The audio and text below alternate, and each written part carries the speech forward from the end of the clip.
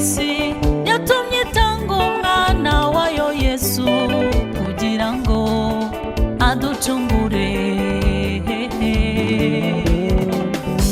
Nk'uko Imana yakunze abari mw'isi yatumye itanga umwana wayo Yesu kugira ngo nje nawe turonke ubugingo. Yesu we Yesu ndashima ubuntu bwawe n'imbabazi bidashira. Ndagushima Mwami Imana, ngushimira ineza yawe. Warankuze Mwami narabibonye.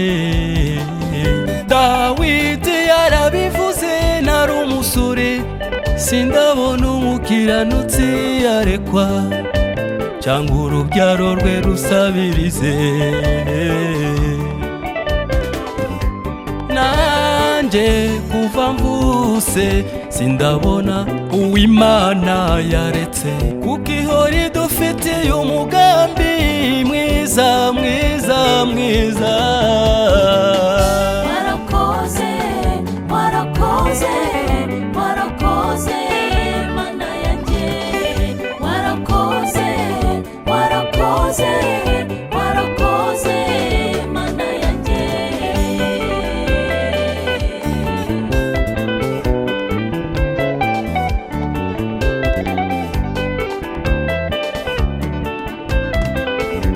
Tangu tumboni mwa mama yangu umenichagua nikutumikie. Umenipenda kabla mimi kukujua Mungu wangu, ukamtuma mwana wako wa pekee Yesu ili anikomboe. Ndiyo maana mimi na nyumba yangu tutakutumikia.